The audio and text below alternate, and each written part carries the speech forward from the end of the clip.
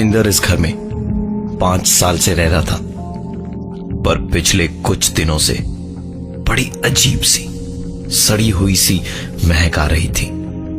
किसी काम से इंदर का दोस्त उत्पल उसके घर आया तो उसने अंदर आते ही कहा, यहां तो ऐसा लग रहा है जैसे दुनिया भर की चीजें सड़ने को डाल दी है। दीवारें तेरी कितनी सालों से नहीं रंगी है, रंग करवाओ, दीवारों में पता नहीं कितने जमानों की सीलन भर गई है। उत्पल के ये सब कहने के बाद इंदर ने एक रंग करने वाले को बुलाया तो वो घर देखने और पैसे वैसे की बात करने आया। बाहर हॉल में ही बैठे हुए उसने कमरे देखे और उससे पूछा कि आप कितने लोग हैं यहां। इंदर ने बताया कि यहां वो अकेला ही रहता है। वो आदमी जैसे चौंक गया और उसने इंदर से पानी मांगा। इंदर उसके लिए पानी लेने अंदर गया और पानी निकालने से पहले ही उसने सुना वो आदमी बहुत तेज वहां से भाग रहा था। इंदर उसके पीछे पीछे चिल्लाता हुआ गया, अरे क्या हुआ? अरे हुआ क्या? भाई साहब भाग कहां रहे हैं? इंदर उससे भी ज्यादा तेज भागा और उसे पकड़ लिया। इंदर को डर था कि कहीं ये कुछ सामान लेकर ना भागा हो। उसके हाथ पकड़ करके बोला, क्या हुआ? भाग क्यों रहे थे तुम? उस आदमी ने धीरे से कहा, हाँ, आप उस घर में अकेले नहीं रहते, वहां आपके साथ कोई और भी है जिसे आप देख नहीं पाते। इंदर ये सुनकर ज्यादा परेशान नहीं हुआ, पर गुस्सा उसे जरूर आया था। उसने उस आदमी से कहा, मजाक बना रखा है? कौन है मेरे घर में? बोल, कौन रहता है मेरे साथ में? उस आदमी ने सिर्फ एक ही लाइन कही, वही जो इस वक्त ठीक आपके पीछे खड़ा हमारी बातें सुन रहा है।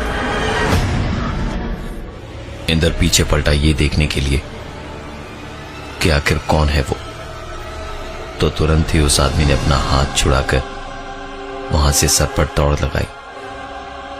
इंदर को ना तो अपने पीछे कोई दिखा और ना ही अपने घर में। उसने पूरा घर छान मारा, लेकिन उस घर में इंदर के अलावा और कोई भी नहीं था। अगले ही दिन एक दूसरे आदमी को बुला के उसने पूरे घर का रंग रोशन करवाया। दिन भर भाग दौड़ करने के बाद रात को नींद भी जल्दी आई।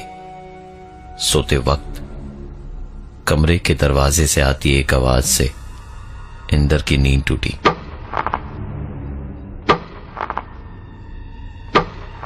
इंदर अपने बिस्तर से उठा और उसने जाके दरवाजा खोला तो आवाज वहां से नहीं आ रही थी। ये आवाज अब घर के मेन दरवाजे से आ रही थी। इंदर धीमे कदमों से मेन डोर तक चलता हुआ गया और हर कदम के साथ आवाज भी उससे दूर होती जा रही थी।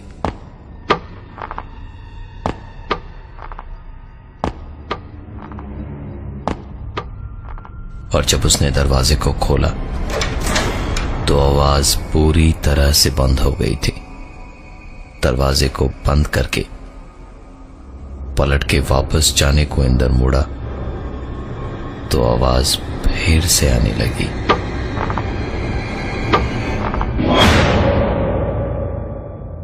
उसने फिर से दरवाजा खोला तो वो आवाज बंद हो गई। दरवाजा एक बार फिर बंद किया तो आवाज फिर आई, लेकिन इस बार थोड़े और करीब से आई। दरवाजा खोला तो फिर आवाज बंद हो गई। बंद किया तो आवाज शुरू, खोला तो बंद, बंद किया तो शुरू, खोला तो बंद, और हर बार आवाज उसके और भी ज्यादा करीब आती गई। इंदर ने फोन करके उत्पल को अपने घर बुला लिया आज की रात रुकने के लिए। उत्पल को आने में करीबन 15 मिनट लगे और तब तक सब कुछ ठीक हो चुका था। उत्पल आया तो इंदर ने उसे सारी बात बताई। उत्पल ने उसे भरोसा दिलाया कि सब थकान की वजह से है, वो ज्यादा परेशान ना हो, आराम से सो जाए। लेकिन लेटते के साथ ही एक आवाज ने फिर से इंदर को जगाया।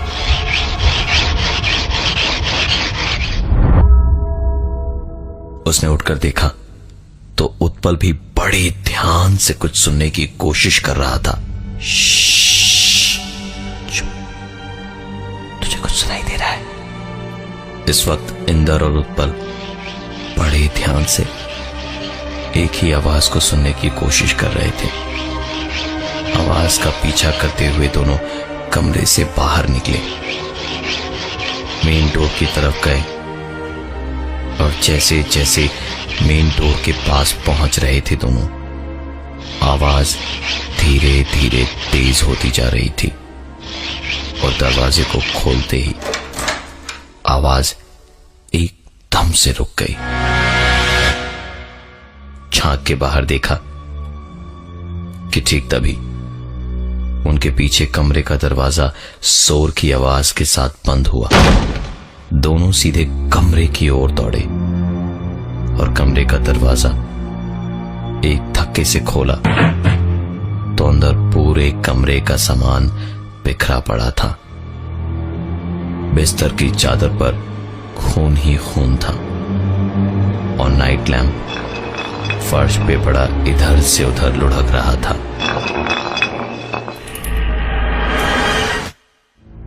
इतना सब कुछ देखने के तुरंत बाद ही इंदर और उत्पल ने इस घर पर ताला लगाया और सीधा उत्पल के साथ उसके घर रात बिताने चले गए।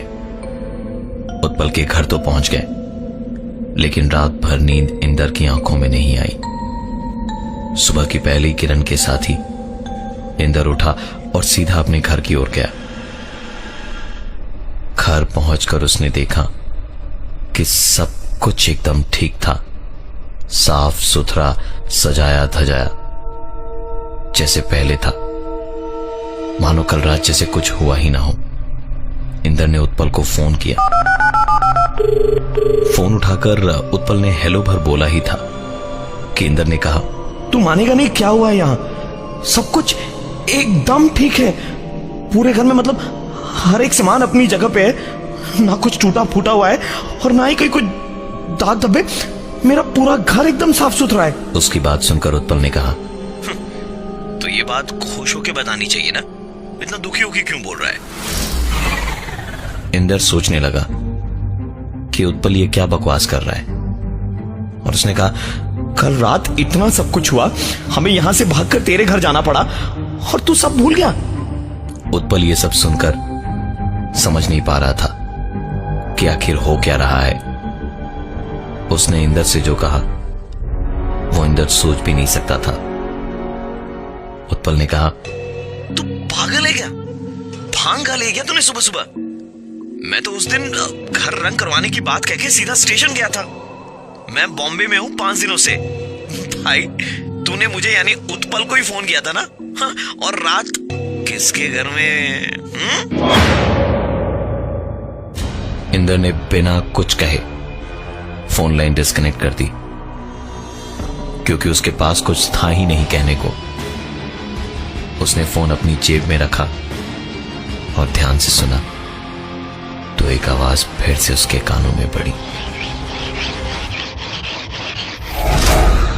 इंदर ने एक भी पल सोचे बिना घर पर ताला लगाया और वहां से भाग निकला।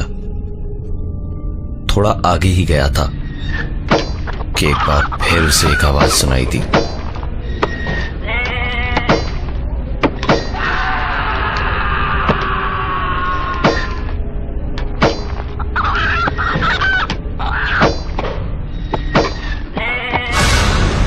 इंदर इधर उधर देखने लगा और उसे दिखाई कुछ भी नहीं दिया। 4 कदम आगे जाकर नुक्कड़ पे देखा तो वहां एक मीट की दुकान थी और वहीं से ये आवाजें आ रही थी, लेकिन आवाज थोड़ी अलग थी।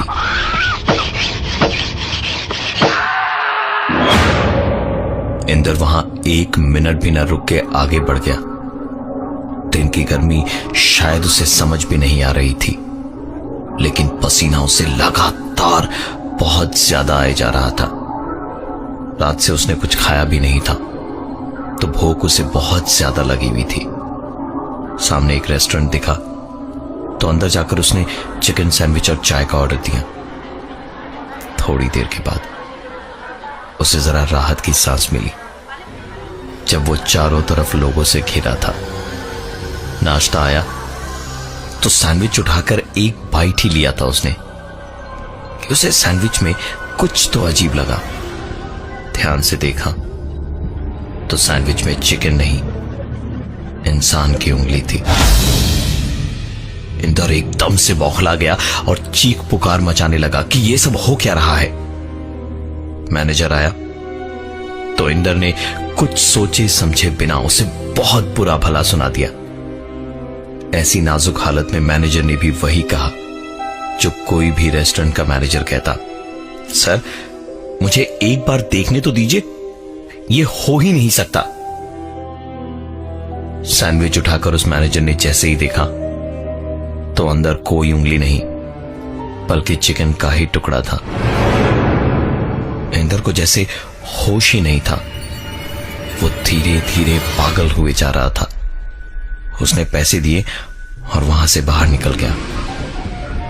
रास्ते में आगे जाते वक्त नुक्कड़ पर उसे एक बाबा बैठे हुए दिखाई दिए।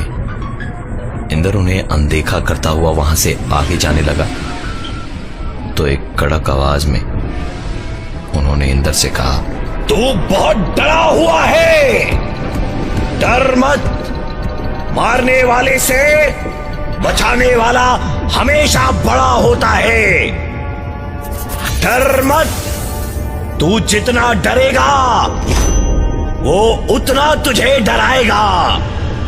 इंदर डरते डरते पलटा तो देखा पीछे बाबा बैठे मुस्कुरा रहे थे।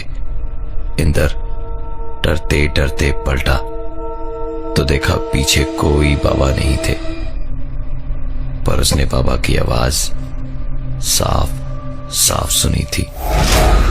इंदर भी ये सब सुन के सोचने लगा कि वो आखिर डरे ही क्यों।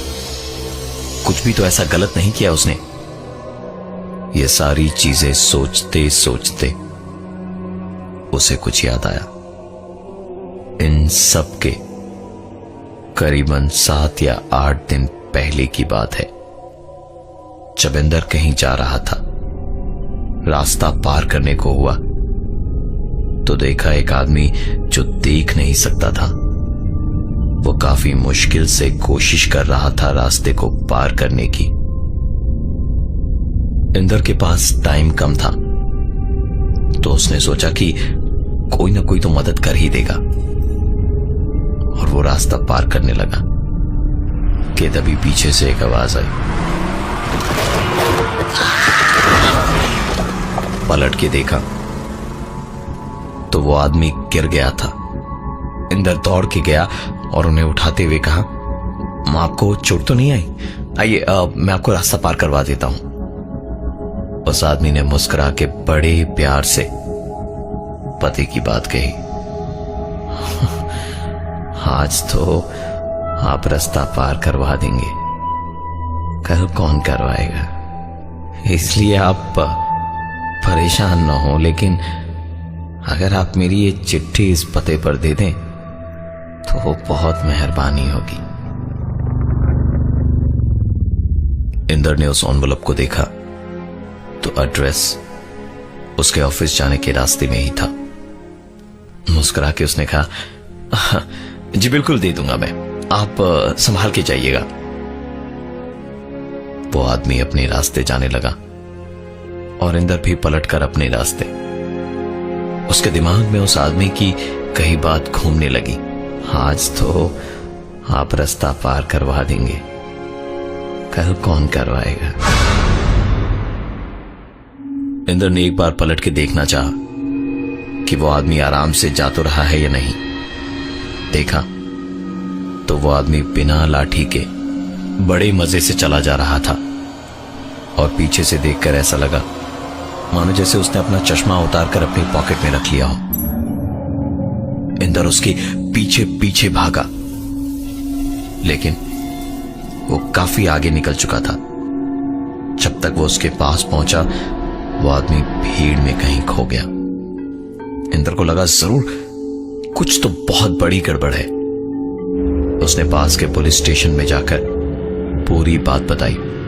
पुलिस ने भी तुरंत एक्शन लिया और इंदर को साथ लेकर उस पते पे पहुंची तो पाया कि वहां एक फ्रोजन मीट शॉप थी। तलाशी ली तो फ्रीजर रूम में कई लाशें थी। उस चिट्ठी को खोलकर देखा तो उस चिट्ठी में लिखा था, यह आखिरी है आज के लिए जिसे मैं तुम्हारे पास भेज रहा हूं। पूछताछ में पता चला कि यह एक बहुत बड़ा रैकेट था जो इंसानों के अंगों का व्यापार करता था। पुलिस ने उस आदमी को हिरासत में लिया और हिरासत में ही पूछताछ के दौरान